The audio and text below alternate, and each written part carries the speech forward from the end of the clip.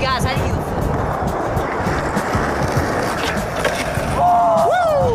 There's not many activities that one would voluntarily do and enjoy doing where you actually spend more time failing and hurting yourself over and over and over again than you do successfully accomplishing something. It's kind of morbid and weird to think about, but in a lot of ways, that is what life is like. Skateboarding is the reason I'm even in this creative videography YouTube space that I'm in, because when I really got into skateboarding back in grade 9, 14-ish years old, my whole life revolved around, finishing school, skateboarding, eating dinner, getting back on the board, all the way up until it was bedtime, and repeat the next day. Now, one of the things that almost every skateboarder will naturally get involved in when they skate a lot is they'll start filming their tricks, whether that's having someone film them for you, or you find your own camera to sit down on a tripod or on a curb and you film yourself doing kickflips or whatever because you want to watch it back and see what it looks like. So what I did was I found my mom's Sony Cybershot point and shoot little camera, and it had a video recording mode. I don't know what the specs were. They were probably as bad as a potato, but I started filming myself skating in my garage and eventually brought that camera out to whatever skate parks or community centers I was skateboarding at with my friends, and we were filming each other and making little edits in iMovie. Wasn't posting them anywhere, but was just getting a feel for what it was like to operate a camera and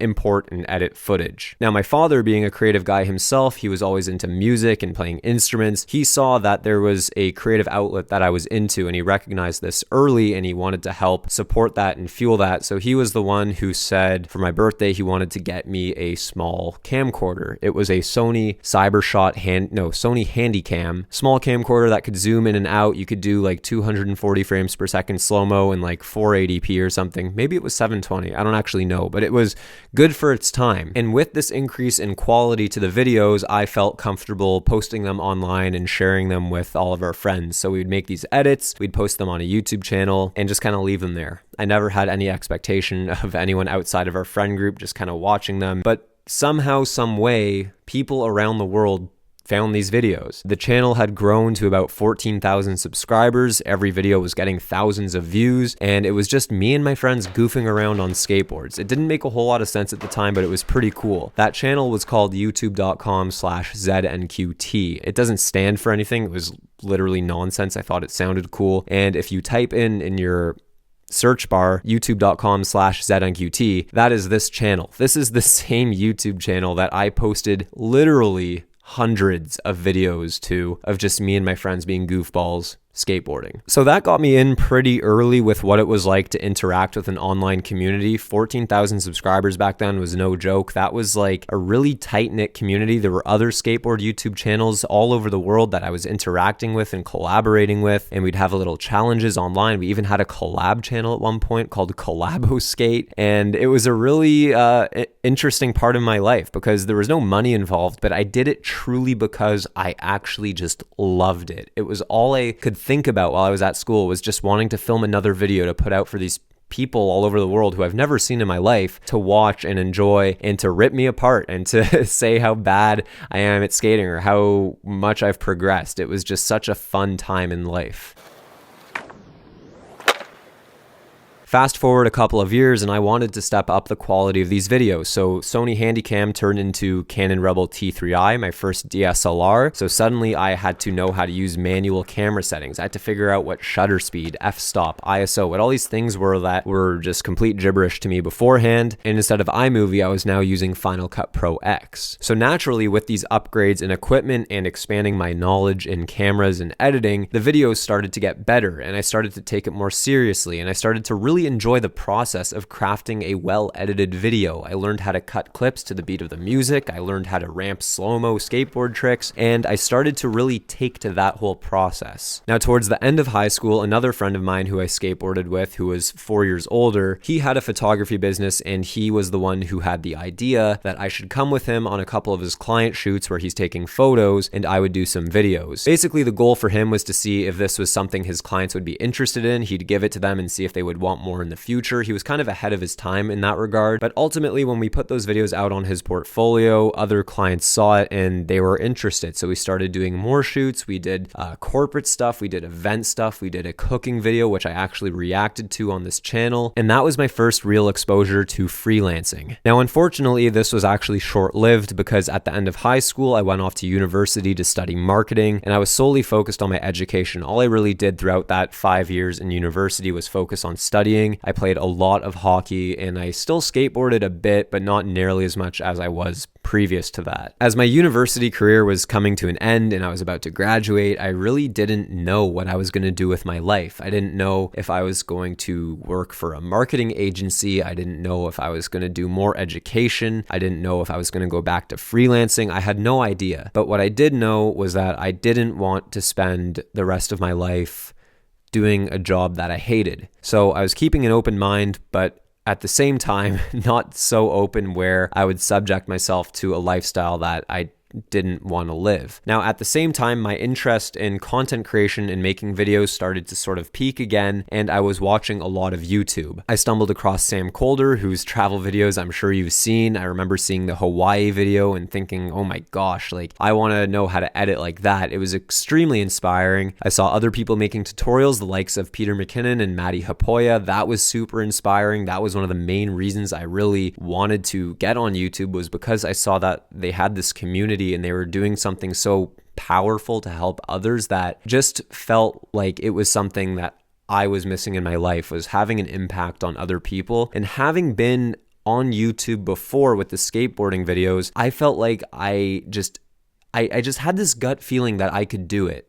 I don't know what it was. I never had the feeling I'd ever have 1 million subscribers by any means, but I certainly did have confidence back then in myself that I could make videos on YouTube in that niche and people would find it interesting. So naturally, when school was over and I got home and my education was behind me, I started recording tutorials. I made videos on how to use gimbals. I made videos about how to edit certain things, how to color grade different transitions. And the funny part about all of that was I wasn't an expert prior to this YouTube channel. I wasn't like an industry veteran or pro by any means. So one of the other layers of my YouTube channel, which I think is really interesting, is that my videos are really and truly a progression of my career, because I started freelancing and making YouTube videos kind of at the same time.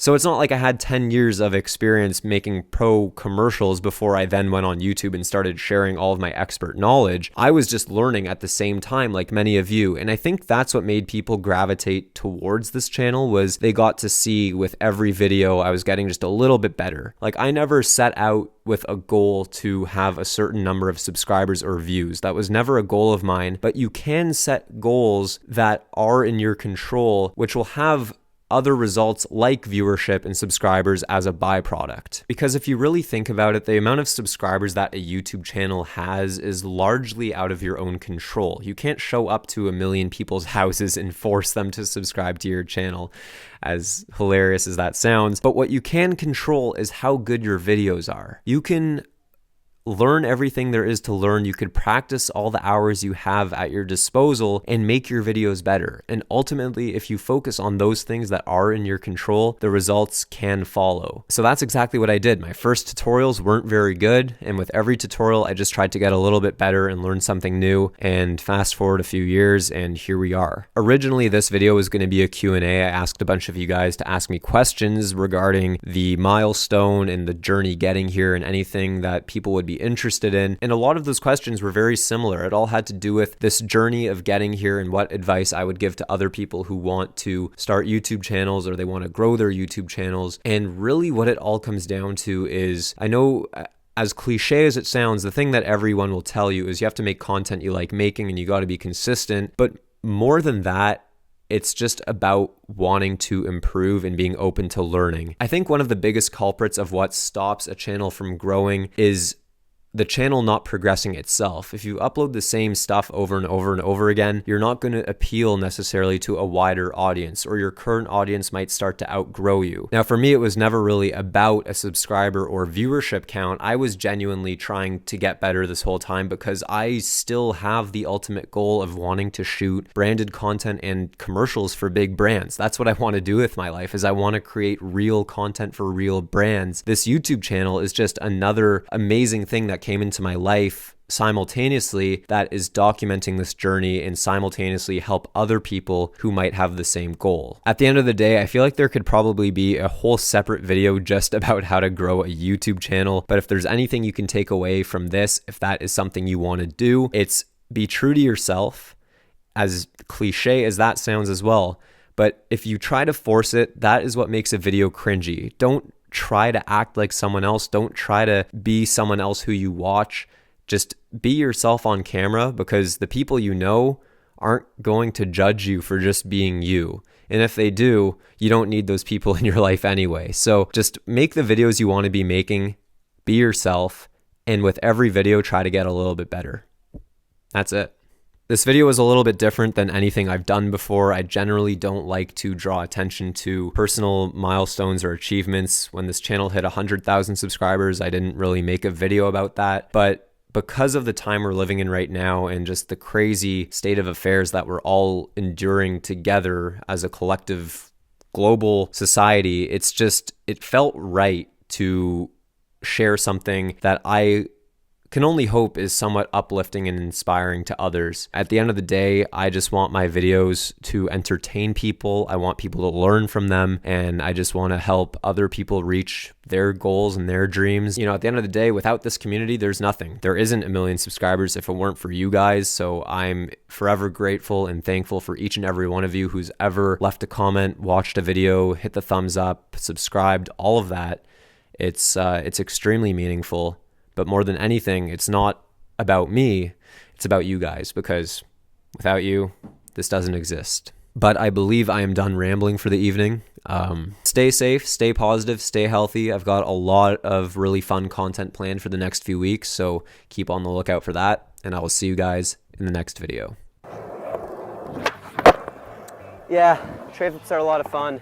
Just be careful, wear your safety equipment. Lots of practice is important. Once you learn them, take them downstairs, gaps, whatever you like. I'm out.